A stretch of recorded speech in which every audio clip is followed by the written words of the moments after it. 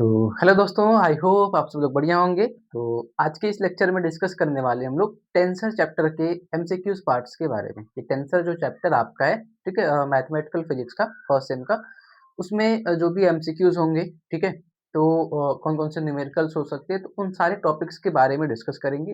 उस पे questions practice करेंगे एंड साथ ही साथ में ये भी बताता चलूँ, पहले देखो हम लोग हमारा ये तरीका रहा है कि पहले हम लोग कुछ फ़ॉर्मूले वगैरह डिस्कस करते हैं कि इस चैप्टर्स के कौन-कौन से फ़ॉर्मूलेज़, कौन-कौन से टॉपिक्स होने वाले हैं। तो पहले उस पे बात करेंगे, ठीक है? फिर उसके बाद क्वेश्चंस प्रैक्टिस करना स्टार्ट करेंगे। एंड एक चीज़ और ये कि इससे पहले भैया हम लोगों ने कोऑर्डिनेट सिस्टम्स के, ठीक है, वेक्टर अलजेब्रा के एंड वेक्टर कैलकुलस चैप्टर के एमसीक्यू पार्ट्स को कवर कर लिया है एंड लिंक आपको डिस्क्रिप्शन बॉक्स में मिल जाएगा। अगर आपने नहीं देखा है तो जाके एक बारी अच्छे से उसको ज़रूर देख लेना, ठीक है? क्योंकि सेम टाइम एग्ज़ाम्स में तो वो भी आएँगे, तो देखना तो ज़ाहिर-सी बात है ना? तो एक चीज़ और साथ-साथ में ये भी कि इस चैप्टर्स में बहुत सारे अलग-अलग तरीके के फ़ॉर्मूलेज़ मिलेंगे आपको, तो ये चैप्टर बहुत ज़्यादा कॉम्प्लेक्स नहीं है, ठीक है? एकदम आसान सा नॉर्मल सा एक चैप्टर है, बस थोड़ा-सा दिमाग लगाओगे काम हो जाएगा, ठीक है? एंड बाकी तो मैं हूँ यहाँ पे, तो चलिए स्टार्ट करते हैं। सबसे पहले कुछ फ़ॉर्मूलेज़ पे डिस्कस करेंगे, कौन-कौन सी टॉपिक्स आने वाली हैं इस चैप्टर से। तो भैया टॉपिक्स क्या-क्या रहने वाली हैं, उन पे डिस्कशन करा जाए। देखो, फर्स्टली हम लोग डिस्कस करते हैं टेंसर के बारे में। तो टेंसर के बारे में हम लोगों ने ये जाना था, टेंसर एक ऐसी क्वांटिटी होती है भैया जो किसी भी कोऑर्डिनेट्स को दूसरे अ, फॉर्म में या फिर किसी भी कोऑर्डिनेट्स को या फिर किसी भी कंपोनेंट को एक फॉर्म से दूसरे फॉर्म में कन्वर्ट करने का एक आसान सा तरीका होता है। किसी भी ये कह सकते हो किसी फंक्शन को, है ना? तो एज़ ए मैट्रिक्स हमने उसको ट्रीट करा था टेंसर के बारे में, उसके बारे में हम लोगों ने अच्छे से डिस्कस करा था। तो वो तो पूरा थियरेटिकल पार्ट था उसका, तो उससे तो कोई क्वेश्चन वगैरह नहीं बनता। बट उसके बाद जब हमने डिस्कस करा था रैंक ऑफ टेंसर, तो भैया रैंक ऑफ टेंसर से क्वेश्चंस बनते हैं, ठीक है? तो चलिए स्टार्ट करते हैं रैंक ऑफ टेंसर से। तो रैंक ऑफ टेंसर में हम लोगों ने ये डिस्कशन करा था कि रैंक ऑफ टेंसर अगर आपको बताना हो तो सीधा-सीधा एक चीज़ याद रखना, इंडेक्स। कोई भी क्वांटिटी है, उस क्वांटिटी का इंडेक्स कितना है, वो देख लेना, वही बताएगा आपको उसका रैंक ऑफ टेंसर कितना है, ठीक है? तो टेंसर के बारे में हमने ये सीखा था, जैसे कोई अगर कोई क्वांटिटी होगी, सिर्फ़ सीधा एक क्वांटिटी लिखी गई है, ठीक है? उसके साथ में और कोई इंडेक्स वगैरह नहीं लिखा गया है, तो उसको एज़ अ ट्रीट करा जाता था स्केलर फंक्शन। उसको हम लोग बोलते थे स्केलर फंक्शन एंड साथ ही साथ में उसको बोला जाता था भैया वो क्या है, टेंसर ऑफ रैंक 0, ठीक है? टेंसर ऑफ रैंक 0 का वो टेंसर है, ठीक है? ये टेंसर ऑफ 0 रैंक का कोई भी रहेगा तो उसको एज़ ए क्वांटिटी के फॉर्म में रेफर करा जाता है एंड साथ-साथ में उसको एक स्केलर फंक्शन बोला जाता है, ठीक है? दूसरी बात, जो अगला टेंसर होगा tensor of rank 1, tensor of rank 1। तो टेंसर ऑफ रैंक 1 के बारे में सिमिलर कहानी यही चली थी कि टेंसर ऑफ रैंक 1 क्या होगा भैया, तो टेंसर ऑफ रैंक 1 वो चीज़ होती है जिसके पास में कि अगर कोई क्वांटिटी है, उसके साथ में एक इंडेक्स लिखा गया है, ठीक है? एक इंडेक्स उसके पास में है, तो उसको कहा जाता है टेंसर ऑफ रैंक 1 एंड उसको इस तरीके से भी रेफर करा जाता है A1, A2, A3 इस तरीके से। तो इसको ऊपर भी लिख सकते हो, सेम टाइम आप इसको नीचे भी लिख सकते हो, कोई दिक्कत वाली बात नहीं है। तो जैसे लिखोगे एज़ इट इज़ उसको ऐसे आप सेम टाइम रेफर करोगे। अगर इस फॉर्मेट में लिखते हो भैया तो A1, A2, A3 dot, dot, dot ये AN तक जाता है, ठीक है? सिमिलर कहानी AN तक जाती है, ठीक है? तो कोई भी टेंसर ऑफ रैंक 1 के बारे में अगर आपको बताना हो, ठीक है? तो टेंसर ऑफ रैंक 1 का मतलब होता है कि क्वांटिटी है, उसके पास में सिर्फ़ एक इंडेक्स रहेगा, तो एक इंडेक्स वाले को आप बोलोगे टेंसर ऑफ रैंक 1, जो कि एक तरीके से वेक्टर क्वांटिटी को शो करता है, ठीक है? एंड इसमें टोटल नंबर ऑफ जब कंपोनेंट्स पूछा जाता है तो भैया n नंबर ऑफ टर्म्स तक लेके जाता है ये, ठीक है? ये जो कंपोनेंट होता है इसका, ये n नंबर ऑफ टर्म्स तक लेके जाता है, ठीक है? इसका जो कंपोनेंट होगा, कंपोनेंट, ठीक है? ये n टर्म्स तक लेके जाता है, कंपोनेंट्स बोलो या फिर कोऑर्डिनेट्स बोलो, ये n टर्म्स तक लेके जाता है क्योंकि A टू 1 टू n होता है या फिर A1 से लेके AN तक जाता है तो 1 टू n लिखा जाता है, ठीक है? सिमिलर कहानी, अच्छा इसको हमने मैट्रिक्स के फॉर्मेट में भी समझा था अच्छे से, है ना? देखा था। आगे बात चलती है भैया टेंसर ऑफ रैंक 2 की बात, ठीक है? कि टेंसर ऑफ रैंक 2 क्या होता है? टेंसर ऑफ रैंक 2, अगला जो नंबर आता है टेंसर ऑफ रैंक 2 का, कि टेंसर ऑफ रैंक 2 क्या होता है? तो भैया टेंसर ऑफ रैंक 2 का मतलब होता है कि एक ऐसा क्वांटिटी जिसके साथ में 2-2 इंडेक्स एक साथ में दिख जाए, तो डबल इंडेक्स वाले चीज़ को, डबल इंडेक्स वाले टेंसर को टेंसर ऑफ रैंक 2 बोलते हैं। तो टेंसर ऑफ रैंक 2 कैसा दिखता है? इसके साथ में आपको डबल इंडेक्स दिखेगा। डबल इंडेक्स का मतलब इस तरीके से एआईजे के फॉर्मेट में, ठीक है?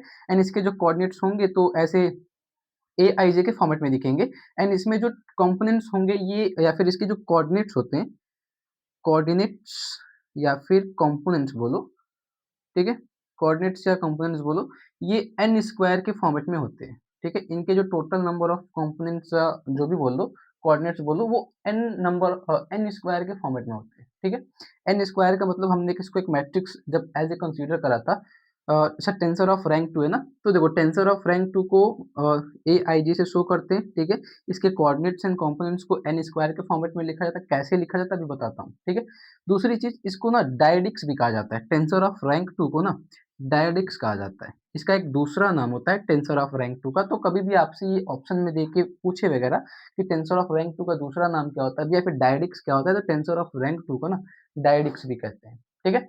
अगली चीज़, ये एन स्क्वायर कैसे आता है, तो जब हमने इसको एक मैट्रिक्स के फॉर्म में कंसीडर करके इसको सॉल्व करा था, तो आपको याद होगा एज ए मैट्रिक्स के फॉर्म में लिखने का तरीका ये था, एक मैट्रिक्स बनाओ एंड जितने क्रॉस का मैट्रिक्स चाहिए, सिमिलरली जैसे हमको 3 क्रॉस 3 का एक मैट्रिक्स चाहिए, तो 3 क्रॉस 3 के मैट्रिक्स को लिखने के लिए हमने क्या करा था, A11, A12, A13, फिर वैसे ही A21, A22, A23, फिर similarly A31, A32 and A33 करके ये हमने एक मैट्रिक्स तैयार करी थी 3 क्रॉस 3 का। तो जो टोटल नंबर ऑफ एलिमेंट्स होता है मैट्रिक्स का, वो क्या होता है, 3 क्रॉस 3 का मल्टीप्लाई कर दो तो भैया ये आएगा 3 का स्क्वायर एंड 9। तो टोटल नंबर ऑफ एलिमेंट्स जो होते हैं वो 9 होता है, ठीक है? या फिर जितना भी ये रहेगा, ये जितने क्रॉस का मैट्रिक्स रहेगा, वो टोटल नंबर ऑफ एलिमेंट्स के बारे में बताता है, उसका स्क्वायर कर दो तो, ठीक है? सिमिलरली कहानी यही चलती है कि कोऑर्डिनेट्स या कंपोनेंट जो भी होंगे, उसको अगर कभी शो करना हो तो आप एन स्क्वायर से शो कर सकते हो, ठीक है? दूसरी बात, टेंसर ऑफ रैंक 3 के बारे में चलना हो तो इसी तरीके से ये इंडेक्स की वैल्यूज़ को बढ़ाते जाओ, तो tensor of rank 3, tensor of rank 4, इस तरीके से आप बढ़ाते चले जाओगे। ठीक है? तो टेंसर ऑफ रैंक्स को इस तरीके से आप बढ़ाते-बढ़ाते उसकी वैल्यूज़ को कैलकुलेट कर सकते हो। तो जितने नंबर ऑफ इंडेक्सेस होते हैं, उतने नंबर्स को वो बोला जाता है कि वो टेंसर ऑफ रैंक उतना है। ठीक है? अगली जो कहानी आती है इसमें टेंसर ऑफ रैंक के बाद में हमने डिस्कस करा था कुछ सिमेट्रिक एंड एसिमेट्रिक टेंसर्स के बारे में डिस्कस करा था, है ना? कहते हैं कॉन्ट्रावेरिएंट एंड कोवेरिएंट टेंसर्स के बारे में डिस्कस करा था। ठीक है? तो कॉन्ट्रावेरिएंट एंड कोवेरिएंट का अगर देखना हो तो कॉन्ट्रावेरिएंट, अच्छा इससे पहले आपको एक चीज़ और बता दूँ, कॉन्ट्रावेरिएंट एंड कोवेरिएंट से पहले एक चीज़ होती है इनवेरिएंट टेंसर। इनवेरिएंट टेंसर, ठीक है? ये एक्चुअली ना ये टेंसर ऑफ रैंक 0 से बिलॉन्ग करता है। जो इनवेरिएंट टेंसर होता है, ये कभी-कभी आपको मिलेगा क्वेश्चंस वगैरह में सॉल्व करने के लिए। तो इनवेरिएंट टेंसर का मतलब होता है टेंसर ऑफ रैंक 0। एक्चुअली ये एक स्केलर क्वांटिटी होती है, ठीक है? जो कि एक स्केलर क्वांटिटी शो करती है। तो इनवेरिएंट टेंसर से कभी आपसे क्वेश्चन पूछा जाए, तो इनवेरिएंट टेंसर को टेंसर ऑफ रैंक 0 कहा जाता है, जो कि एक स्केलर क्वांटिटी शो करती है। एंड ये होता क्या है एक्चुअली में, तो जब भी आप कोई इनवेरिएंट टेंसर लिखते हो, ठीक है? तो किसी भी सिस्टम को, किसी भी फंक्शन को, ठीक है? किसी भी फंक्शन को अगर आपको एज़ ए, देखो इसको लिखने का तरीका होता है xi के फॉर्मेट में। x की पावर i से शो करा जाता है कि जब भी कोई xi का कोई फंक्शन होगा, ठीक है? xi का कोई फंक्शन का मतलब कोई आइडेंटिटी ले लो, तो कोई आइडेंटिटी है उसका जब डैश निकालोगे ना, वो आइडेंटिटी का डैश अगर i के ही बराबर आता है तो सिंपल आप बोल सकते हो कि सिमेट्रिक भी है। तो आइडेंटिटी का डैश अगर i के बराबर आता है, i जो होगा वो xi का कोई फंक्शन होगा, तो उसको बोला जाता है वो एक इनवेरिएंट टेंसर होता है, ठीक है? इधर पे i को वो मत कंसीडर करना एज़ ए ये क्या कहते हैं, इंडेक्स, इधर पे कंसीडर ना करना, ठीक है? इधर पे ना इनवेरिएंट टेंसर को शो करने के लिए इस फॉर्मेट का यूज़ करा जाता है। मतलब वो xi के जो नहीं लिखते हम लोग, ये कॉन्टिनेंट्स, ये कोएफ़िशिएंट्स वगैरह, वो होता है xi के फॉर्मेट में, ठीक है? ये सिंपली शो करा जाता है इनवेरिएंट टेंसर के शो में, तो थोड़ा-सा अलग होता है कहानी इसमें, ठीक है? चलो, अगली बात ये है कि अगर आप किसी स्केलर फंक्शन को xi से डिफरेंशिएट करना चाहो, तो क्या बनेगा? तो अगर आपके पास में f नाम का कोई स्केलर फंक्शन है या फिर कोई एक फंक्शन है, ठीक है? तो f नाम का कोई फंक्शन है तो ज़ाहिर-सी बात है कोई स्केलर फंक्शन ही होगा। तो अगर कोई स्केलर फंक्शन है f नाम का, ठीक है? उसको xi के रिस्पेक्ट में डिफरेंशिएट करते हो, तो ये मिलेगा कुछ इस तरीके से del f by del xi, ठीक है? तो कभी भी ये लिखा हुआ दिख जाए कहीं पे, ठीक है? ये लिखा हुआ दिख जाए तो इसका मतलब होता है कि आपने इनवेरिएंट टेंसर से किसी फंक्शन का डिफरेंशिएशन करा है। या तो पार्शियली डिफरेंशिएशन भी हो सकता है और टोटली डिफरेंशिएशन जैसा भी दिखे, तो उसका मतलब होता है कि वो एक कोवेरिएंट टेंसर होता है। उसको ना कोवेरिएंट टेंसर कहते हैं, उस केस में कि अगर आपने कोई फंक्शन लिया है, उस फंक्शन को xi के रिस्पेक्ट में डिफरेंशिएट करा है मतलब इनवेरिएंट टेंसर से डिफरेंशिएट करा है, तो भैया उसको बोला जाएगा वो कोवेरिएंट टेंसर होता है। ठीक है? अगली जो कहानी होती है इसमें अब सुनो कोवेरिएंट टेंसर क्या होता है। तो कोवेरिएंट टेंसर को भी शो करने का हमने एक तरीका ढूँढा था, है ना? कि अगर आपको कोवेरिएंट टेंसर शो करना हो तो वो कुछ इस तरीके के फॉर्मेट में दिखता है। जैसे a बार p की वैल्यू निकालनी है तुमको, ठीक है? तो लेट्स सपोज़ अगर फंक्शन जो भी इंडेक्स होते हैं, ठीक है?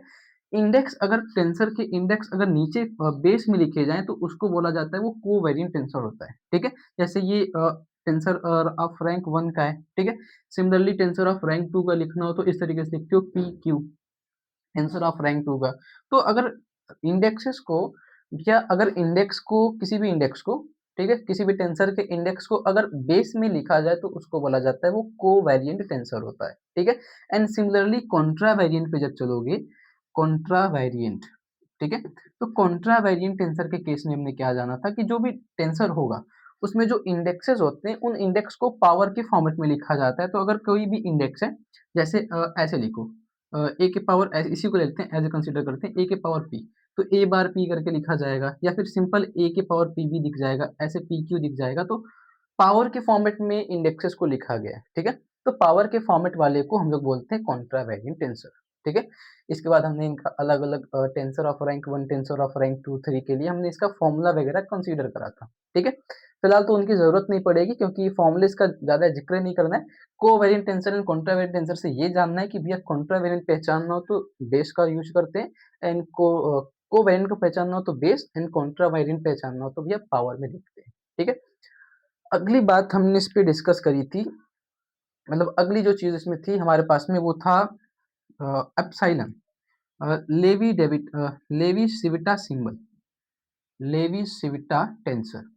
अगली जो कहानी थी हमारी ये इस पे थी, लेवी सिविटा टेंसर क्या होता है ना?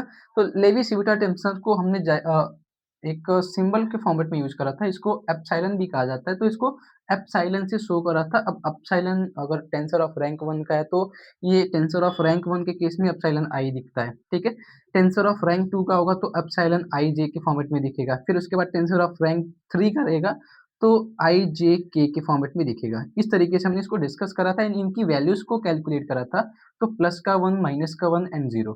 इसकी वैल्यू आई थी प्लस का 1, माइनस का 1 एंड 0 एंड सिमिलरली हमने कंसीडर करा था टेंसर ऑफ रैंक 4 के लिए IJKL जैसा भी रहेगा तो नंबर ऑफ इंडेक्सेस पे डिफाइन करा जाता है लेवी-सिविटा टेंसर्स, ठीक है? एंड उसको एप्सिलॉन के फॉर्मेट में लिखा जाता है एंड इसकी वैल्यू प्लस 1, माइनस 1, 0 भी होती है।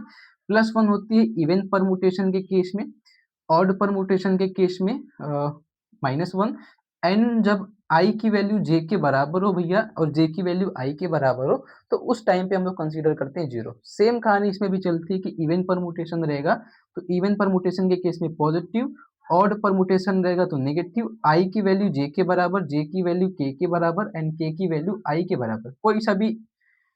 कोई सा भी फॉर्मेट अगर फॉलो करता है तो उसको बोलते हैं वो टेंसर ऑफ रैंक 3 तो है ही एंड साथ-साथ में उसकी वैल्यू 0 आती है, मतलब उस लेवी-सिविटा टेंसर की वैल्यू भैया 0 आती है। ठीक है? उस टाइम पे ये कंसीडर करा जाता है।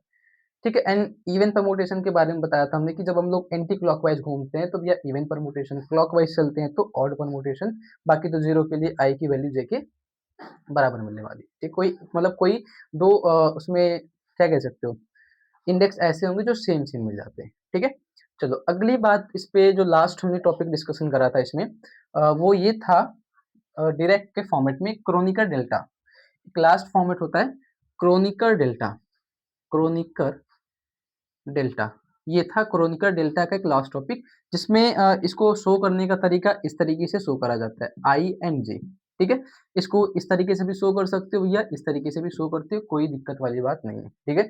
तो क्रोनिकर डेल्टा को शो करने का तरीका है डेल आई जे और डेल आई जे, चाहे ऊपर-नीचे लिखो, चाहे एक साथ लिखो, कोई फ़र्क नहीं पड़ता, ठीक है? नीचे लिखोगे तो सीधा-सीधी बात चलेगी आपकी नीचे रहेगा दोनों तो कोवेरिएंट, ऊपर और नीचे रहेंगे तो ऊपर वाले को कॉन्ट्रा, नीचे को कोवेरिएंट एंड साथ में रहेंगे तो मिक्स्ड टेंसर बोलते हो, ठीक है? अच्छा, इधर पे हमने एक टेंसर छोड़ा था मिक्स टेंसर के बारे में, है ना? इधर पे एक टेंसर और मिलता भी है मिक्स टेंसर। तो मिक्स टेंसर में क्या करते हैं कि जब कॉन्ट्रावेरिएंट एंड कोवेरिएंट एक साथ लिखते हैं ऐसे फॉर्मेट में, ठीक है? कोई भी टेंसर रहेगा तो कॉन्ट्रा एंड कोवेरिएंट अगर एक साथ में आते हैं तो उसको मिक्स टेंसर कहते हैं। एंड इधर क्रोनिकल डेल्टा, इसकी वैल्यू होती है +1 और 0, 2 होती है। इसकी 2 वैल्यूज़ होती हैं, एक होती है +1 एंड एक होती है 0। तो i j की वैल्यू जब बराबर होती है तो कहते हो इसकी वैल्यू होगी प्लस का 1, and i is equals to not j होता है तो कहते हो भैया इसकी वैल्यू होगी 0। ठीक है? तो इस तरीके से भी इसको शो करा जाता है। एंड दूसरी चीज़, जो क्रोनिकल डेल्टा होता है, इसका एक और नाम होता है, इसको सिमेट्रिक टेंसर भी कहा जाता है। सिमेट्रिक टेंसर, क्रोनिकल डेल्टा को सिमेट्रिक टेंसर भी कहा जाता है। ठीक है? Symmetric tensor as a refer करा जाता है इसको सिमेट्रिक टेंसर। ठीक है? तो कभी अगर आपको सिमेट्रिक टेंसर भी पूछा जाए क्रोनिकल डेल्टा से तो सिमेट्रिक टेंसर भी कहा जाता है। अब ये सिमेट्रिक एंड एसिमेट्रिक टेंसर जो छूट रहा है आपका, वो क्या होता है? तो सिमेट्रिक टेंसर के बारे में डिस्कस करना हो तो सिमेट्रिक, ठीक है? सिमेट्रिक टेंसर का मतलब समझते हो? जैसे सिमेट्रिक मैट्रिक्स होता है कि आप किसी भी फंक्शन का ट्रांसफॉर्मेशन करते हो, तो उसकी वैल्यू सेम सेम रहती है, ट्रांसफॉर्मेशन से पहले, ट्रांसफॉर्मेशन के बाद भी उसकी वैल्यू चेंज नहीं करती है। तो उस फॉर्मेट में जब लिखना हो, तो सिमेट्रिक टेंसर को लिखने के लिए ये भाषा यूज़ करते हैं हम लोग कि कोई भी मैट्रिक्स है, ठीक है? मैट्रिक्स या फिर कोई भी टेंसर ही ले लो, सपोज़ करो आईजी के फॉर्मेट में ले लेते हैं, चलो, ऐसे ही ले लेते हैं, एआईजी का कोई टेंसर है, ठीक है? 2 क्रॉस 2 2 टेंसर ऑफ रैंक 2 का कोई टेंसर है। तो अगर एआईजे नाम का कोई टेंसर है, ठीक है? तो उसका जब ट्रांसपोज़ करोगे, उसके जो कोऑर्डिनेट्स को चेंज करोगे, तो कोऑर्डिनेट्स को चेंज करने का मतलब आई को जे को आई का कर दो, तो उसकी जो वैल्यू होती है वो बाद में भी और चेंज होने के पहले भी, ट्रांसफॉर्मेशन से पहले एंड ट्रांसफॉर्मेशन के बाद वैल्यू सेम सेम आती है, तो उसको आप सिमेट्रिक टेंसर रेफर करते हो, ठीक है? एंड सिमेट्रिक टेंसर के केस में एक फॉर्मूला बनता है नंबर ऑफ इंडिपेंडेंट वेरिएबल्स का, ठीक है? जब भी कभी आपसे नंबर ऑफ इंडिपेंडेंट वेरिएबल्स का फॉर्मूला पूछे, independent variables, number of independent variables, ठीक है? अगर आपसे कभी ना नंबर ऑफ इंडिपेंडेंट वेरिएबल्स का फॉर्मूला पूछा जाए सिमेट्रिक टेंसर के केस में, ठीक है? सिमेट्रिक टेंसर के केस में तो उसकी वैल्यू होती है n+1 डिवाइडेड बाय 2। ये फॉर्मूला होता है आपके सिमेट्रिक टेंसर के नंबर ऑफ इंडिपेंडेंट वेरिएबल्स का, ठीक है? तो जो भी एक्स्ट्रा आपको मिल रहा है उसको सीखते जाओ, ठीक है? एक्स्ट्रा चीज़ों को नोट करते जाओ एंड सिंपल कहानी आगे जब बढ़ाओगे तो एज़ इट इज़ इसमें आप एसिमेट्रिक टेंसर भी डिस्कस करते हो कि एसिमेट्रिक क्या होता है, ठीक है? एसिमेट्रिक टेंसर, ठीक है? तो एसिमेट्रिक टेंसर का मतलब होता है जब आप किसी भी फंक्शन को, किसी भी टेंसर को या फिर उसके इंडेक्स को चेंज करते हो, उसको ट्रांसफॉर्मेशन करते हो उसका, तो उसकी वैल्यू नेगेटिव फॉर्मेट में आती है। जैसे इसी फंक्शन को ले लो, तो एआईजे को चेंज करो और उसकी वैल्यू माइनस का एजेआई के बराबर आती है, ठीक है? तो ऐसे टेंसर्स को हम लोग एसिमेट्रिक टेंसर कहते हैं जिसकी वैल्यू ट्रांसफॉर्मेशन के बाद नेगेटिव फॉर्म में आती है, ठीक है? एंड दूसरी बात, इसके जो डायगोनल्स होते हैं, अच्छा, सिमेट्रिक एंड एसिमेट्रिक टेंसर, एक चीज़ और, इसको जब आप किसी मैट्रिक्स के फॉर्मेट में लिखने जाओगे ना सिमेट्रिक टेंसर को, तो जो जिस भी क्रॉस का मैट्रिक्स होगा सिंपली, तो उस क्रॉस के मैट्रिक्स में जो इधर डायगोनल्स होते हैं, ठीक है? डायगोनल्स होंगे, इधर मैट्रिक्स होगा, इधर पे लिखा रहेगा, ऐसे करके लिखते हो ना?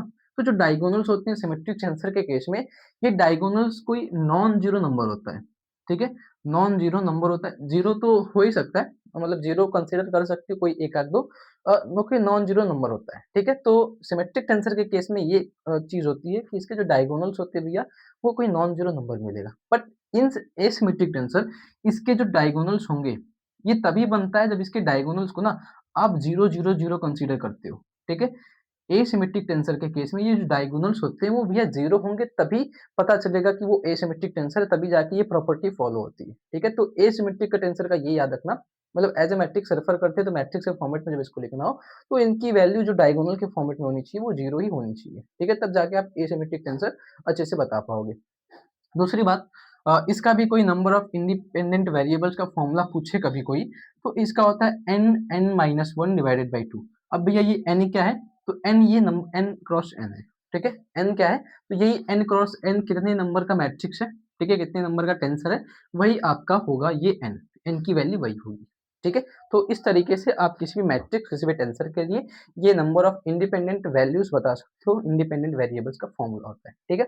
तो ये था पूरा तो फॉर्मूला फिलहाल के लिए टेंसर के केसेस में, एंड बाकी देखते हैं अगर कोई एक्स्ट्रा टॉपिक मिलेगा, कोई एक्स्ट्रा चीज़ें मिलेंगी तो उनके बारे में भी डिस्कस करते चलेंगे, ठीक है?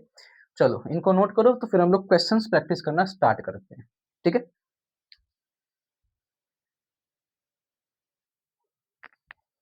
चलिए आगे क्वेश्चंस डिस्कस करेंगे। तो फर्स्टली जो क्वेश्चन है हमारे पास में, ठीक है? एक क्वेश्चन है, कुछ बहुत सारे क्वेश्चंस करने हैं एंड ज़्यादा हार्ड टॉपिक्स नहीं होंगे इस चैप्टर्स के, ठीक है? अब क्वेश्चन ये है कि फॉर ए क्वेश्चन क्या होगा? For a three dimensional space, for a three dimensional space which can be which can be a maximum independent number, a maximum independent vector, a maximum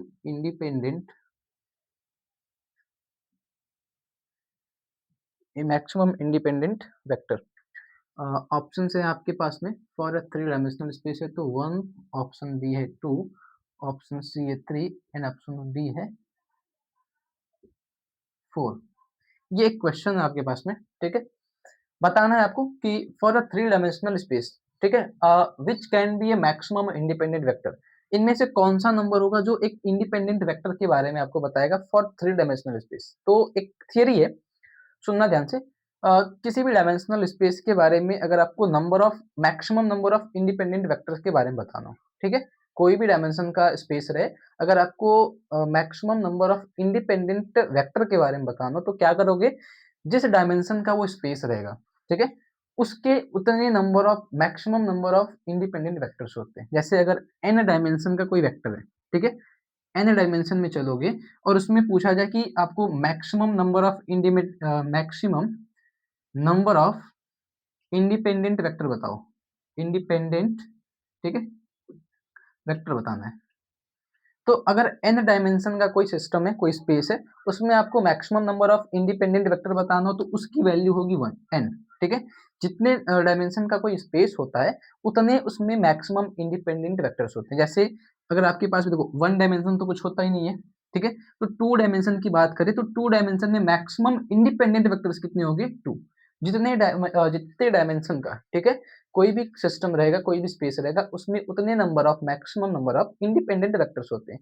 अगर उससे ज़्यादा हो गए, जैसे सपोज़ करो अब इसमें अगर आपसे कभी 3 दे दे कि 3 इसमें है, ठीक है, 2 डायमेंशन में आपके पास में 3 इंडिपेंडेंट वेक्टर्स अगर आप लगा रहे हो, तो 3 को पता है कैसे लिखा जाता है फिर?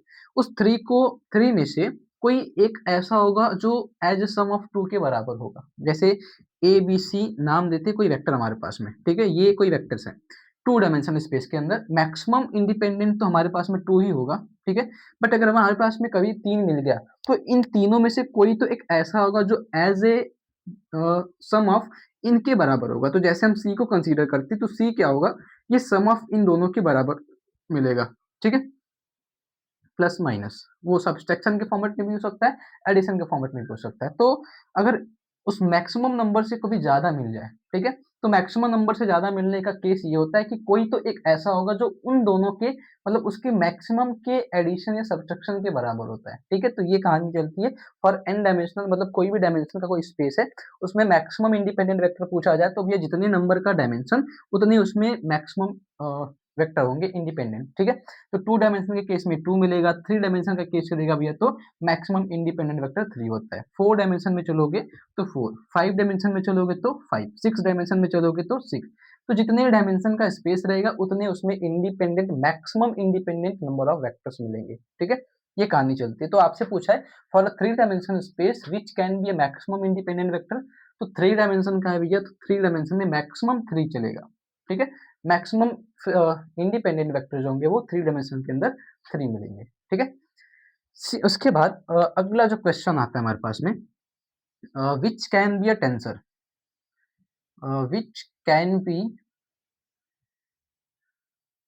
क्वेश्चन है which one of the following is a tensor of order 0, which can be a tensor of, which can be a tensor of order 0, ठीक है? ये क्वेश्चन है। इनमें से बताना है, ऑप्शन दे रहा हूँ आपको, ये ऑप्शंस देख के बताना है इनमें से कौन सा वाला भैया टेंसर ऑफ ऑर्डर 0 का है, ठीक है? ऑर्डर ओ मतलब ऑर्डर 0। ऑप्शन ए है A plus B, option B है ए माइनस बी, ठीक है?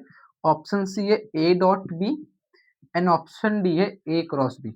ये बताना है इनमें से चारों ऑप्शंस में से कौन सा वाला टेंसर ऐसा होगा, मतलब इनमें से जो भी टेंसर आप क्रिएट करोगे, इनमें से कौन सा टेंसर होगा जो टेंसर ऑफ रैंक 0 को शो करेगा।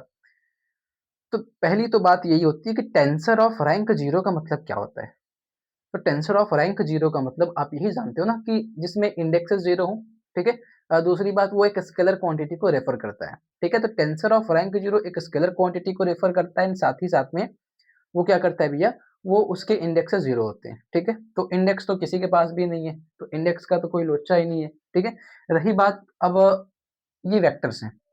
अब इन वेक्टर्स का मल्टीप्लिकेशन चेक करके देख लो कि कौन सी क्वांटिटी क्या शो करके बताती है। तो टेंसर ऑफ ऑर्डर ऑफ 0 का ये तो सीधा-सीधा मतलब है कि भैया एक स्केलर क्वांटिटी शो करेगा ऑर्डर 0 में, ठीक है?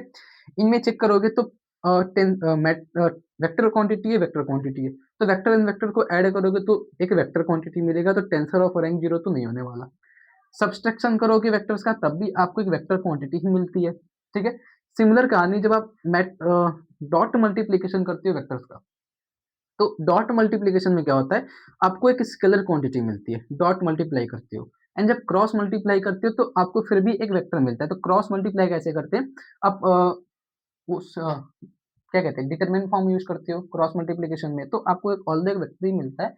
तो क्रॉस मल्टीप्लिकेशन में वेक्टर फॉर्मेट, ये डॉट मल्टीप्लिकेशन करते हो तो स्केलर फॉर्मेट मिलता है। तो पूछा था इनमें से कौन-सा वाला टेंसर ऑफ रैंक 0 को शो करेगा भैया, तो dot multiplication A dot B, मतलब इन चारों ऑप्शंस में से ए डॉट बी जो होगा एक स्केलर क्वांटिटी देता है जो कि टेंसर ऑफ रैंक 0 को शो करेगा। तो for this question answer is option number C A dot B, ठीक है?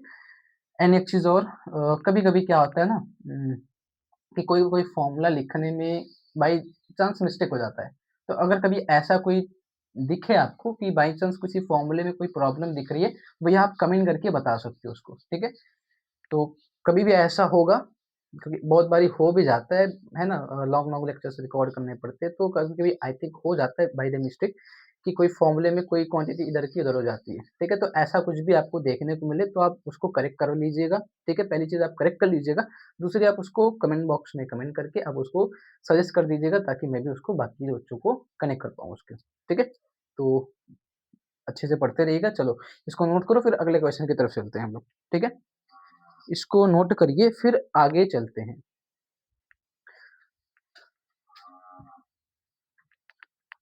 और इसमें जो-जो नया टर्म्स मिलेगा ना, भैया उसको कहीं साइड में लिख लेना, ठीक है? नए टर्म्स को साइड में लिखते जाना, जो टॉपिक्स हमने पढ़े हैं वो तो ऑलरेडी पढ़े ही हैं, उनके फॉर्मूलेज़ वगैरह तो हमने देखे ही हैं, बट जो नई टॉपिक्स मिलेंगी उनको भी आप देखते रहना, ठीक है? चलो, अगला जो क्वेश्चन होगा हमारे पास में, क्वेश्चन नंबर 3, वो क्या कहता है क्वेश्चन 3 भैया कि the symbol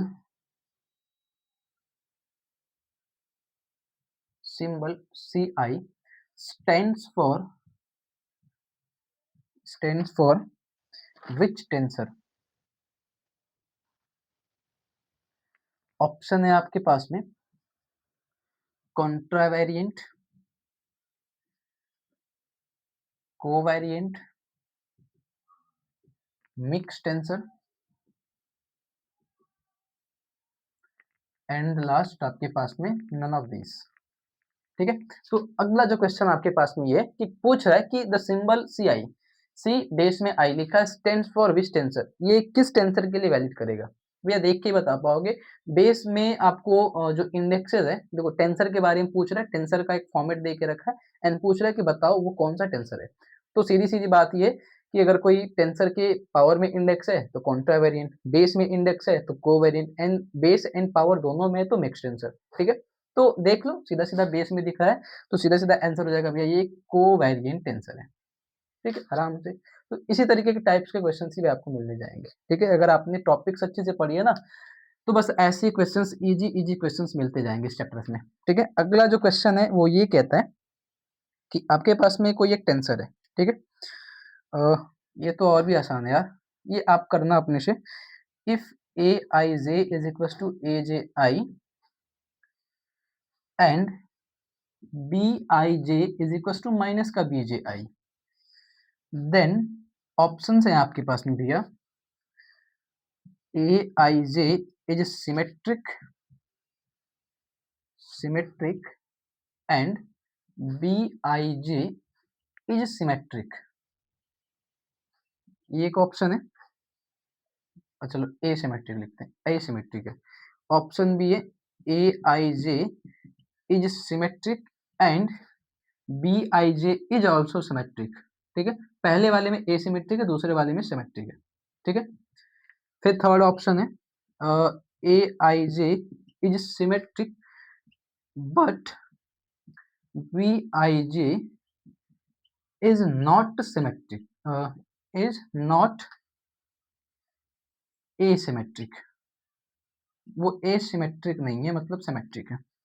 and option D है, ऑप्शन डी क्या दूं? नन ऑफ दीज ले लो, नन ऑफ दीज। चलो तुमको कंफ्यूज करने के लिए एक और ऑप्शन देता हूँ मैं। A I J is asymmetric and B I J is symmetric. चलो, ये तुम्हारे पास में क्वेश्चन है, ये होमवर्क रहेगा तुम्हारा। ये तो तुम अपने से कर सकते हो भैया, मेरे को जहाँ तक लग रहा है अपने से कर लोगे आराम से। तो जो क्वेश्चन होमवर्क के लिए दिए जाएंगे उनको भी आप अच्छे से करते रहिएगा। ठीक है, तो देखना, पूछ रहा है कि ए आई जे ए जे आई के बराबर है positive values, and B I J का कोई फंक्शन है वो बी आई जे के निगेटिव वैल्यू के बराबर है। तो बताना है सीधा सीधा वो कौन सा टेंसर होगा, सिमेट्रिक होगा, एसिमेट्रिक होगा, कैसा होगा। ए आई जे कैसा होगा, सिमेट्रिक या एसिमेट्रिक, बी आई जे कैसा होगा, सिमेट्रिक या एसिमेट्रिक। तो कौन सा वाला ऑप्शन सही है देख के अच्छे से बताना। ठीक है, चलो अगले क्वेश्चंस की तरफ चलते हैं। अगला जो क्वेश्चन होगा हमारे पास में वो क्या कहता है देखते हैं। चलो देखो, आगे जो हमारे पास में क्वेश्चन है उसको किस तरीके से हैंडल करोगे। तो अगला जो क्वेश्चन है हमारे पास में, ठीक है, वो कह रहा है कि number of different independent components of a symmetric tensor. आपके पास में एक सिमेट्रिक टेंसर है, ठीक है, उस सिमेट्रिक टेंसर में आपको बताना है नंबर ऑफ इंडिपेंडेंट कंपोनेंट्स। तो नंबर ऑफ इंडिपेंडेंट वेरिएबल्स पूछे, नंबर ऑफ इंडिपेंडेंट कंपोनेंट्स पूछे, ठीक है, फॉर अ सिमेट्रिक टेंसर के केस में तो भैया उसकी वैल्यू होती है n+1 divide by 2। And for a asymmetric tensor अगर वहीं पे एसिमेट्रिक का पूछे तो वो होता है n-1 डिवाइड बाई 2। ठीक है, तो this is the answer option number C. Symmetric tensor का नंबर ऑफ इंडिपेंडेंट कंपोनेंट्स क्या होता है n+1 डिवाइड बाई 2।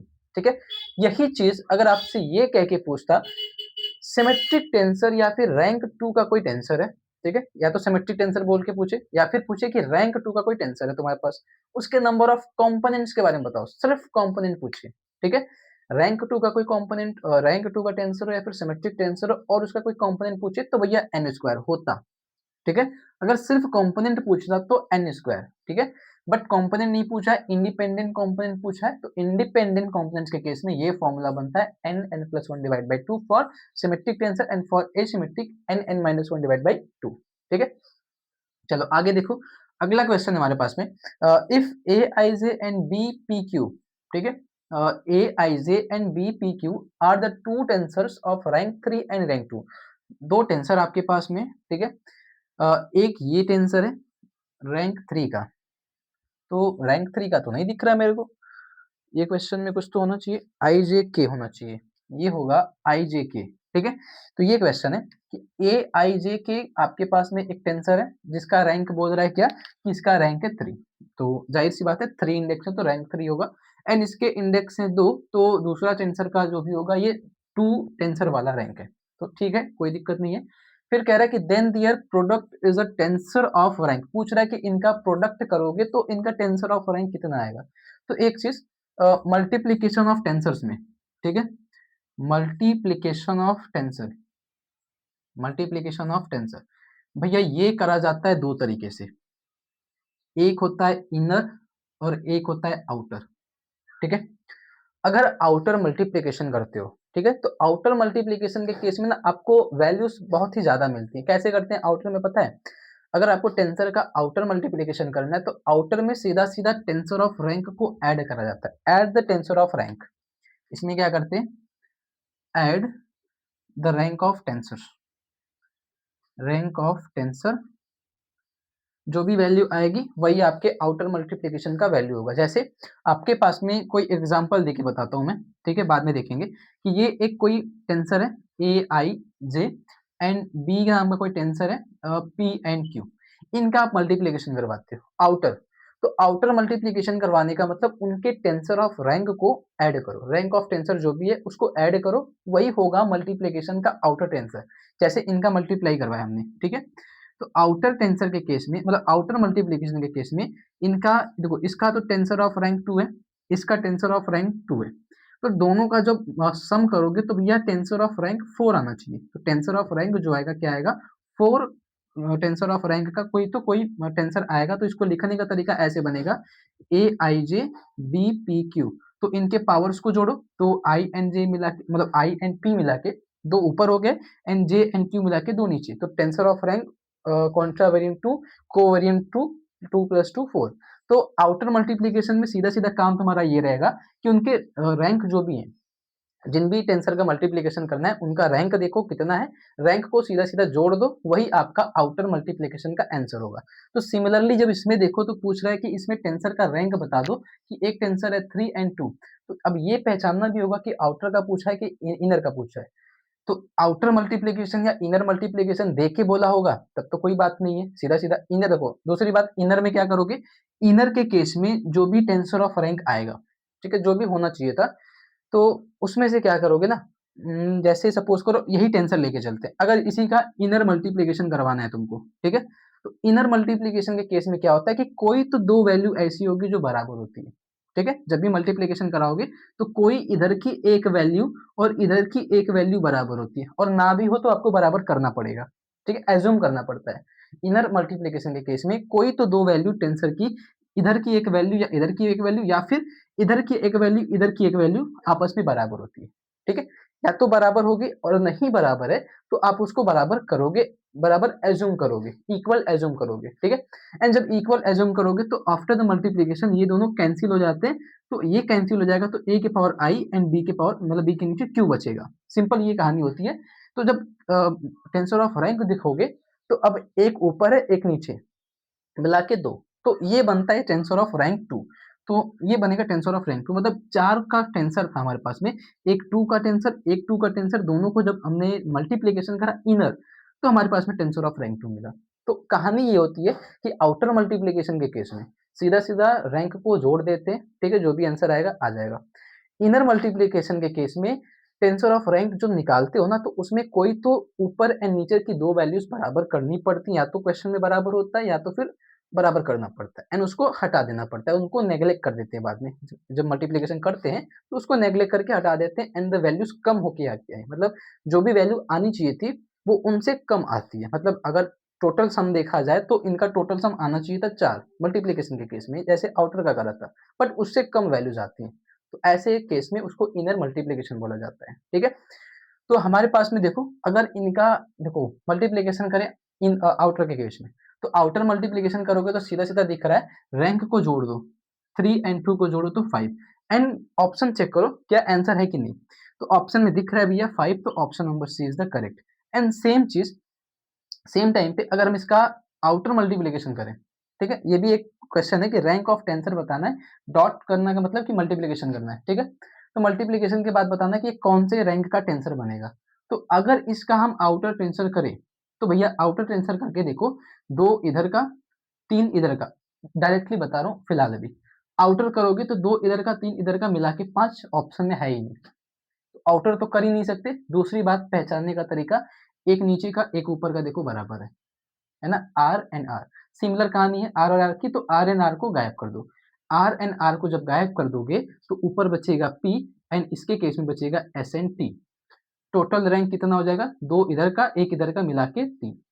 तो ये आंसर बनता है आपका, ठीक है। तो इस तरीके से आप किसी भी टेंसर का मल्टीप्लिकेशन कर सकते हो, आउटर एंड इनर, ठीक है। तो आउटर के केस में भैया डायरेक्ट टेंसर के रैंक्स को जोड़ो, ऑप्शन चेक करो। इनर के केस में टेंसर का रैंक ये देखोगे, कोई तो दो क्वांटिटी बराबर होंगी जिनको कैंसिल आउट करके हटा दोगे मल्टीप्लिकेशन के टाइम पे, बाकी जो आएगा फिर आप देख लेना, टेंसर ऑफ रैंक ऐड कर लेना फिर बचा कुचा, ठीक है। इस तरीके से करा जाता है। चलिए आगे चलते हैं हम लोग, ठीक है।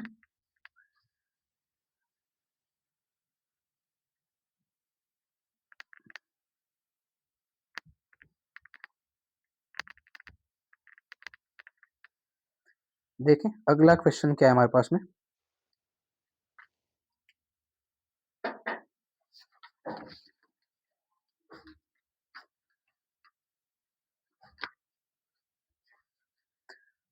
8वां क्वेश्चन है हमारे पास में।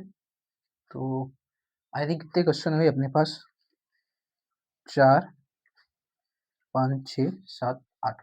चलो, क्वेश्चन है लेवी सेविटा टेंसर अपसाइलन आई जे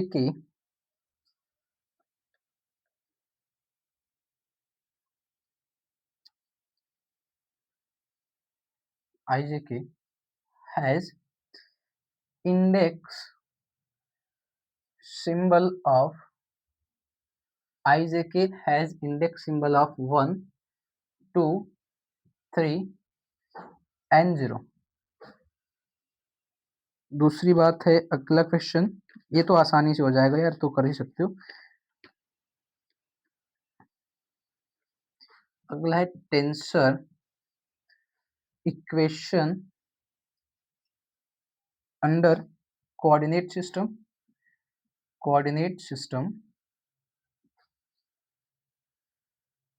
या फिर अंडर कोऑर्डिनेट सिस्टम ट्रांसफॉर्मेशन।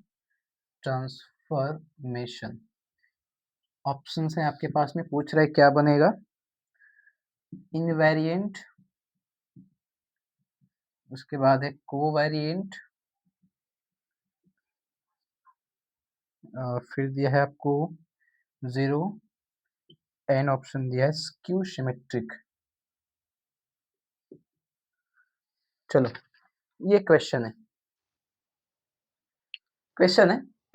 कि लेवी सिविटा, ठीक है, Levi Civita tensor epsilon IJK has index symbol of IJK के पास में कितना इंडेक्स सिंबल है?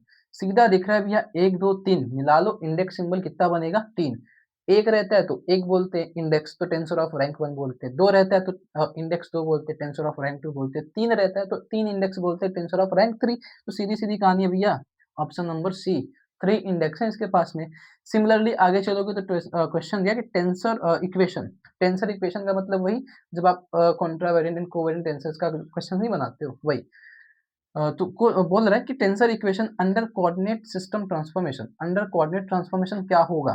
तो कोऑर्डिनेट ट्रांसफॉर्मेशन करते हैं तो उसको क्या टर्म नाम देते हैं? जब ट्रांसफॉर्मेशन करते हैं ना टेंसर का, तो उसको बोला जाता है, वो इनवेरिएंट होता है। ये चीज याद रखना कि जब किसी भी टेंसर का ट्रांसफॉर्मेशन करते हैं, चाहे वो 1 रैंक का हो, चाहे वो 2 रैंक का हो, चाहे किसी भी रैंक का हो, टेंसर का जब ट्रांसफॉर्मेशन करते हो किसी भी कोऑर्डिनेट सिस्टम के अंदर, ठीक है, तो उसको इनवेरिएंट सिस्टम बोला जाता है।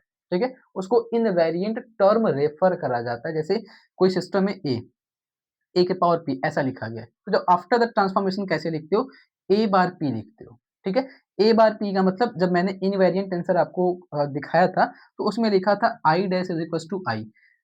ट्रांसफॉर्मेशन निकालोगे तो उसकी वैल्यू उसके बराबर आएगी, एंड आई को एज अ रेफर करा था एक्स के पावर आई के फॉर्मेट में। ठीक है, तो ये टेंसर का जो भी इक्वेशन होगा, चाहे जो भी इक्वेशन हो, चाहे कॉन्ट्रावेरिएंट का होगा, चाहे कोवेरिएंट का होगा, तो जब भी टेंसर का आप अंडर द ट्रांसफॉर्मेशन करवाते हो किसी भी सिस्टम के अंदर, तो भैया उसको बोलते हैं हम लोग इनवेरिएंट केस। ठीक है, चलो इनको नोट करो, फिर अगले क्वेश्चन की तरफ चलते हैं। ठीक है, देखते हैं अगला क्वेश्चन क्या होगा। तो अगला क्वेश्चन है हमारे पास में, इसी से रिलेटेड है। अगला है 10th क्वेश्चन। वो कह रहा है कि a dummy index dummy index occurs, ये भी एक नई टॉपिक है डमी इंडेक्स का। Dummy index occurs in a given term. चलो, डमी इंडेक्स का क्वेश्चन आया, देखते हैं क्या है। ऑप्शन है ट्वाइस, ऑप्शन बी है exactly one, N times, and option D है नन ऑफ दिस। ठीक है, तो ये हमारे पास में ना 4 क्वेश्चन है।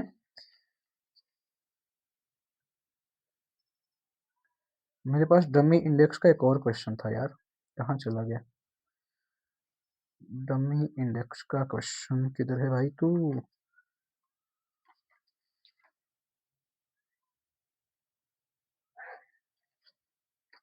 चलो देखते हैं, नहीं है।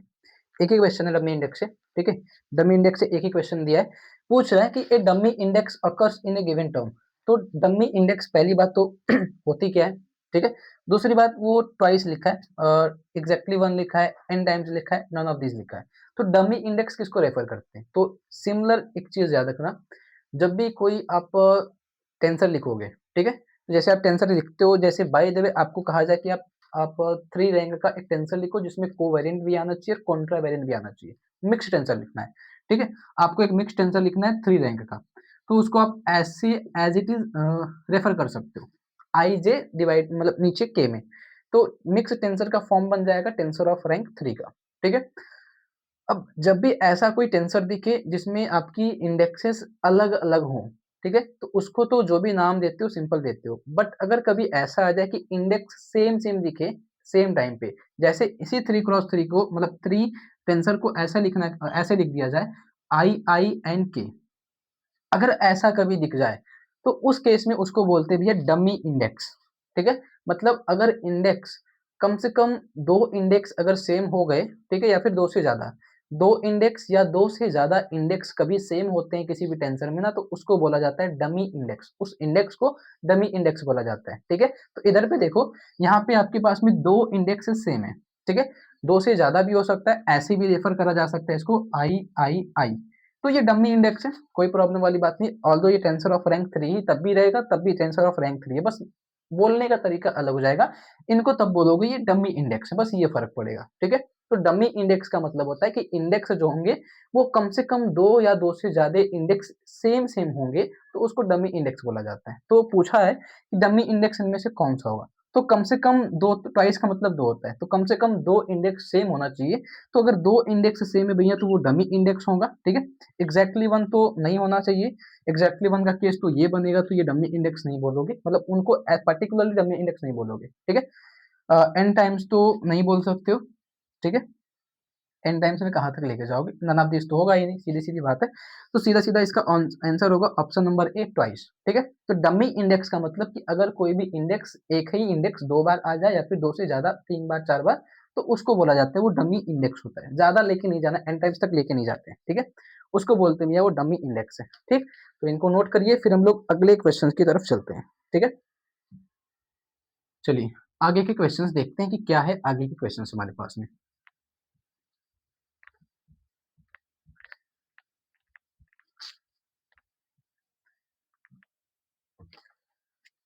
चलो अगला जो क्वेश्चन है हमारे पास में, वो ये कहता है कि type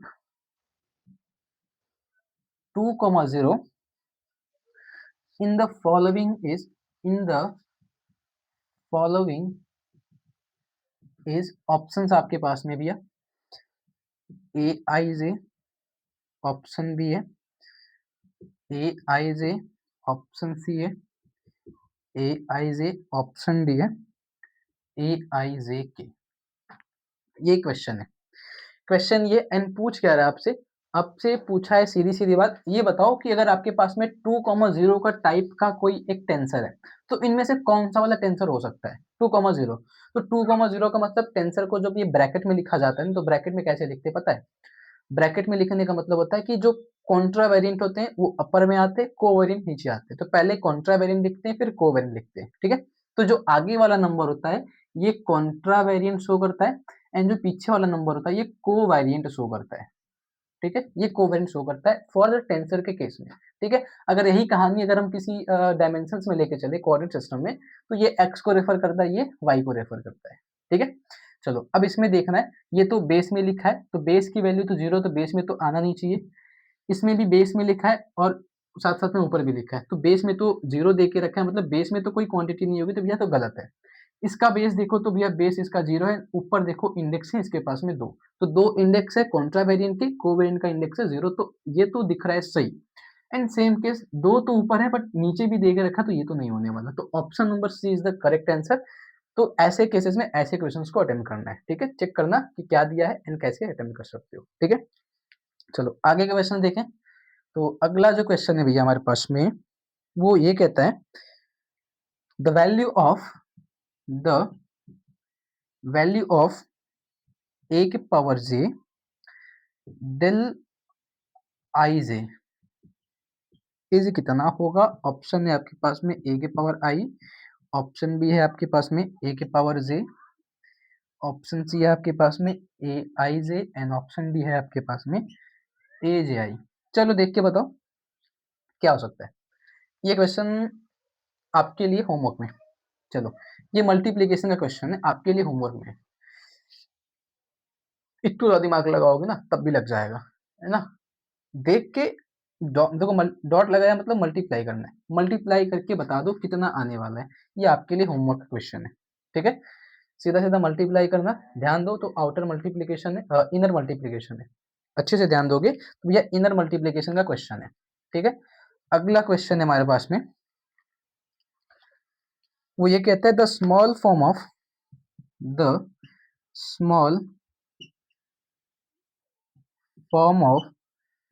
a12x1, a22x2, a23x3, a32 लिखा है, प्लस में dot dot an2 xn is, option है आपके पास में A I J X J, A I J X I, A I two X I, and D none of these. चलो ये question आपके पास में। अब क्वेश्चन का ये कहना है कि आपके पास में एक स्मॉल फॉर्म ऑफ टेंसर है, ठीक है। एक कोई भी सीरीज दे के रखा है, ये आपके पास में एक सीरीज है। ये सीरीज देख के बताओ भैया इनमें से कौन सा वाला ऑप्शन मैच कर रहा है, किस फॉर्मेट में ये सीरीज को लिखा गया है। इसको ना समेशन कन्वेंशन कहते हैं, इसको इसको समेशन कन्वेंशन कहते हैं। मतलब कई सारे टेंसर्स को जब एक कन्वेंशन, कई सारे टेंसर्स को जब ना एक साथ ऐड करा जाता है ना, तो उसको समेशन कन्वेंशन कहते हैं। तो एक बच्चा पूछ रहा था समेशन कन्वेंशन के बारे में, टॉपिक कमेंट करा था, तो भैया देख लो समेशन कन्वेंशन नहीं होता है कि जब किसी भी टेंसर को ना कई सारे टेंसर्स हैं, इनको जब ऐड ऐड करके लिखा जाता है, ठीक है, अलग अलग टेंसर्स हैं उसको एक साथ ऐड करके लिखा जाता है। तो एक साथ ऐड करने का मतलब इनको समेशन ऑफ क्या लिख सकोगे, ये टेंसर से इनको ऐड करा गया, तो इनको एक साथ करके लिखना है, बताओ क्या होगा। तो एक साथ लिखने का मतलब चेक करो क्या है, क्वांटिटी 1 2 3 4 5 6 7 ए एन तक जा रहा है। तो ए एन तक जाने का मतलब कि ये जो वैल्यू है वो चेक करो, ए एन तक जा रहा है, ठीक है।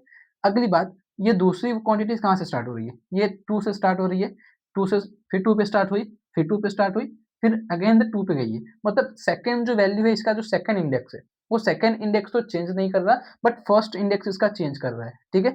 सेम कहानी जब पावर को देखो, तो पावर में 1 2 3 एंड डॉट डॉट एन तक गया, मतलब पावर को देखो एंड ये नीचे फर्स्ट इंडेक्स को देखो, तो first index power, second index देखो, ये देखो फर्स्ट इंडेक्स इसका जो भी है वो पावर में है, फर्स्ट इंडेक्स जो भी है वो पावर में है, सिमिलरली फर्स्ट इंडेक्स जो भी है वही पावर में है। मतलब इसके जो फर्स्ट इंडेक्स की कहानी होगी वही इसके पावर में भी चलनी चाहिए, ठीक है। तो जो भी फर्स्ट इंडेक्स होगा उसका पावर वही होना चाहिए। तो फर्स्ट इंडेक्स आई है बट पावर जी है, तो ऑप्शन गलत है। फर्स्ट इंडेक्स आई है, पावर में आई है तो ठीक, है तो ठीक दिख रहा। फर्स्ट इंडेक्स आई है, पावर में आई है, बट सेकंड इंडेक्स सेम है, 2, सेकंड इंडेक्स कहीं पे चेंज नहीं हुआ है, बट सेकंड इंडेक्स को जे लिखा है, तो ये तो नहीं है।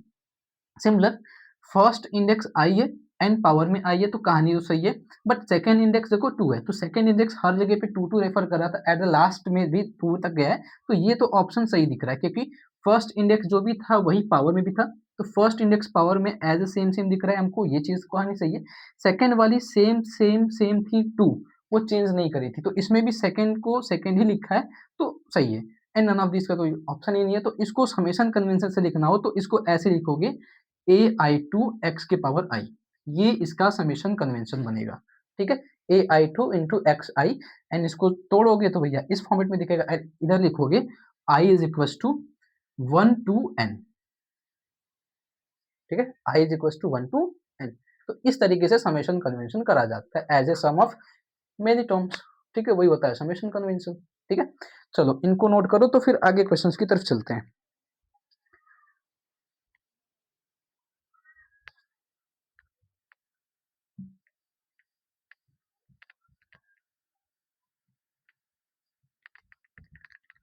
एंड जिनको भी समेशन कन्वेंशन में दिक्कत हो तो एक काम कर सकते हो, आप 12 क्लास की बुक उठाओ, 11 क्लास की, ठीक है, क्या कहते हैं, सीरीज एंड कॉम्बिनेशन एक बारी पढ़ लो अच्छे से, ठीक है, क्योंकि अभी तो सीरीज एंड कॉम्बिनेशन मैं पढ़ाने जाऊंगा तो फिर तो लंबा टाइम चला जाएगा, तुम्हारा सिलेबस कौन कवर कराएगा, ठीक है।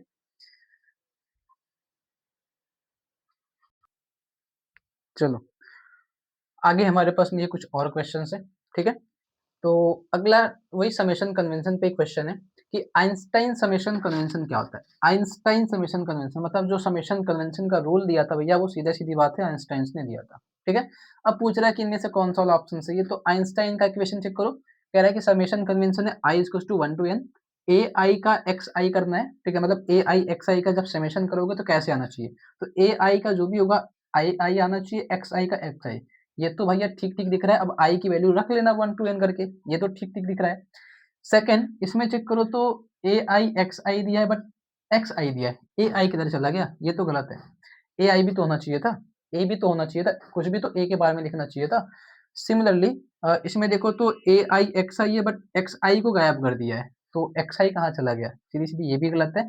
एंड सिंपल ये है तो ए आई एक्स आई का, बट अगर ध्यान दो तो ए आई बेस में एक्स आई पावर में, तो ये तो पावर में नहीं है तो गलत है। तो सीधा सीधा जैसे इधर रहेगा वैसे एज इट इज बाहर भी देखने को मिले, एन वैल्यूज को पुटअप कर दो 1 to n, तो भैया वो समेशन कन्वेंशन के रूल को फॉलो करेगा। तो option number A is the correct answer for the Einstein summation convention, ठीक है। अगला जो क्वेश्चन हमारे पास में ये भी सिमिलर आपने करा है, कर सकते हो, ये आप अपने से कर सकते हो। चलो मैं करा देता हूँ सीधा सीधा, ज्यादा कुछ काम नहीं करना है, इनर मल्टीप्लीकेशन करवाना है, ठीक है। इनर मल्टीप्लीकेशन के केस में ये वैल्यू सेम दिख रही है, ये वैल्यू सेम दिख रही है ना। जो वैल्यू सेम दिख रही है उसको हटाओ तो बचेगा क्या, डेल आई एन जे, ये डेल ये भी डेल, तो आई एन के है, आई एन के, आई एन के, option number A is the correct. तो इस तरीके से इनर मल्टीप्लीकेशन देख के बता पाओगे यार, एकदम आराम से देख के बता पाओगे, इतना आसान चैप्टर है ये, ठीक है। अगली कहानी है value of Levi Civita tensor. Levi Civita tensor है दो का, ठीक है, आई जे का है, एन कह रहा है कि आई एन जे इक्वल है, तो लेवी शेविटा टेंसर की वैल्यू होती है 1 - 1 0। -1 एंड +1 कब आती है, देखो -1 तब आती है जब इवन परमुटेशन रहता है, ऑड परमुटेशन रहता है तो +1 आती है, एंड 0 तब आता है जब आई जे के बराबर हो एंड जे आई के बराबर हो, कोई एक से फॉलो करे। तो कह रहा है आई जे के बराबर भैया तो वैल्यू 0। इस तरीके से लेवी शेविटा टेंसर को भी अटेम्प्ट कर सकते हो। तो आपको सारे क्वेश्चंस मैंने करा दिए, एंड एक दो क्वेश्चंस और हैं जिसको आपको होमवर्क करने के लिए दे रहा हूँ, वो आप करोगे, ठीक है। तो यही सारे क्वेश्चंस थे इस चैप्टर से, मतलब इसी टाइप के क्वेश्चंस आपके बनते हैं, ठीक है। एंड अगर कोई एक्स्ट्रा होगा तो बताइएगा, बाकी जो है हमारे पास में क्वेश्चंस जिस टाइप के इस चैप्टर्स के हमने करा दिए, कोई एक्स्ट्रा होगा तो आप जरूर बताइएगा, हम उसको भी करवा देंगे, उसका आंसर बता देंगे आपको, ठीक है। एंड कोई भी डाउट रहता भी है तो आप पूछ सकते हो, कोई दिक्कत वाली बात नहीं, डाउट्स का आंसर भी दिया जाता है, तो जब भी डाउट हो आप पूछ सकते हो, ठीक है। चलो आपको कुछ क्वेश्चन दे देता हूँ होमवर्क के लिए, आप वो करना, ठीक है। क्वेश्चंस क्या क्या होंगे आपके पास में, 17 है तो 18 नंबर, ये अभी होमवर्क के क्वेश्चन है, ठीक है, जितने भी क्वेश्चन दूंगा तो सारे होमवर्क के क्वेश्चन है। क्वेश्चन ये है कि what is the rank of tensor Q R S P is. Option है आपके पास में 1 2 3 एंड 4, ये आपके पास में ऑप्शन है। अगला क्वेश्चन है आपके पास में फॉलोइंग कन्वेंशन, फॉलोइंग अपसाइलॉन कन्वेंशन, देखो लेवी सेविटा टेंसर को नहीं अपसाइलन कहते हैं, ठीक है। कन्वेंशन, ये what is the value of epsilon 2 3 1, ये बताना है। अपसाइलन 2 3 1 का वैल्यू बताना है। ऑप्शन है आपके पास में +1, ऑप्शन बी है -1, ऑप्शन सी है 0 एंड ऑप्शन डी है नन ऑफ दिस, ये करना है। अब 2 3 1 का बताना है, मतलब आपको चेक करना पड़ेगा इवन परमुटेशन है कि ऑड परमुटेशन। अब रट्टा मार के मत बैठ जाना कि ऐसा दिया है तो ऐसे, अपने से ट्राई करना इवन परमुटेशन है कि ऑड परमुटेशन, ये काम अपने से करना, ठीक है। एंड सिमिलरली आगे आपके पास में क्वेश्चंस हैं जो आपको क्वेश्चंस अटेम्प्ट करने हैं, वो और क्या है होमवर्क के लिए, सीधा सीधा 20 नंबर क्वेश्चन है। Following convention following convention value of epsilon 2134 is, ये एक कन्वेंशन है 2134 का। ऑप्शन है आपके पास में +1, -1, 0 एंड नन ऑफ दिस। ये आपको बताना है कि इनमें से कौन सा वाला ऑप्शन सही है। एंड एक क्वेश्चन आपके पास में, वो मैं आपको करवा दे रहा हूँ। कह रहा है कि आपके पास में टेंसर ऑफ रैंक 10 है, टेंसर ऑफ रैंक 10, ठीक है। क्वेश्चन है कि आपके पास में टेंसर ऑफ रैंक 10 का एक फॉर्मेट है, ठीक है। एंड ऑप्शन दिया है which can be covariant and contravariant orders, ठीक है। इसमें जो भी होगा वो कॉन्ट्रा, मतलब इसके जो ऑप्शंस दिए हैं, ऑप्शंस क्या है देखो, सिंपली ऑप्शन दिया है 2,8, 8,3, 1,9 एंड 8,2। चलो ये ऑप्शन दे के रखा है, ठीक है। पूछा क्या है इसमें, ये मैं ही करा रहा हूँ, ये आपको नहीं करना। बाकी ये सारे क्वेश्चंस आपको होमवर्क के लिए ये आपको करने, आंसर्स आपको कमेंट्स में बताने, जो नहीं आएगा आप उसको पूछ लेना, ठीक है। करना क्या है कि टेंसर ऑफ रैंक 10 दिया है एंड पूछा है आपसे, मतलब tensor of rank 2 and refer contravariant and covariant respectively, ऐसे लिखा है, ठीक है। और ऑप्शन दिया है, पूछ रहा है इनमें से कौन सा ऑर्डर गलत है, इनमें से ना कौन सा वाला ऑर्डर गलत है। तो ऑर्डर गलत का पूछा है, तो गलत ऑर्डर क्या होगा, टेंसर ऑफ रैंक 10 का मतलब आगे वाला कॉन्ट्रा वेरिएंट होगा, पीछे वाला कोवेरिएंट होगा। रैंक 10 चेक करना है ना, तो 8 और 2 मिलाओ टेंसर 10, 8 3 मिलाओगे टेंसर 11, 9 1 मिलाओगे 10, 8 2 मिलाओगे 10। तो टेंसर ऑफ रैंक 10 के केस में पूछा है, तो पूछा है कौन सा वाला गलत है। भैया ये तो 11 पहुंच गया, तो ये तो गलत है सीधा सीधा, ठीक है। तो अगर कभी ऐसा भी कोई क्वेश्चन आ जाए जो एक्स्ट्रा करके दे दे, नॉट वाला पूछे, तो इस तरीके से अटेम्प्ट कर सकते हो। बाकी तो इससे पहले अभी मैंने एक क्वेश्चन कराया था ब्रैकेट वाला, है ना। तो आगे वाले को कॉन्ट्रावेरिएंट, पीछे वाले को कोवेरिएंट बोलते हैं, ठीक है। एज सेम क्वेश्चंस में रेफर भी रहता है, कौन कॉन्ट्रावेरिएंट है कौन कोवेरिएंट है, ठीक है। उसके बाद आपसे पूछेगा कि कौन सा सही है कौन सा गलत है। तो भैया जो जितने रैंक का टेंसर उतने कॉन्ट्रा एंड कोवेरिएंट मिलाने के बाद उतने ही होने चाहिए, तो जाके आप बता पाओगे कि ये इतने रैंक का टेंसर होता है। तो ये क्वेश्चन था, आपको करना था तो मैंने करा दिया। बाकी ये क्वेश्चंस आप होमवर्क में करके आओगे, एंड जो भी क्वेश्चंस के डाउट होंगे आप पूछ लेना। एंड मिलते हैं नेक्स्ट वीडियो में भैया, तब तक के लिए थैंक यू।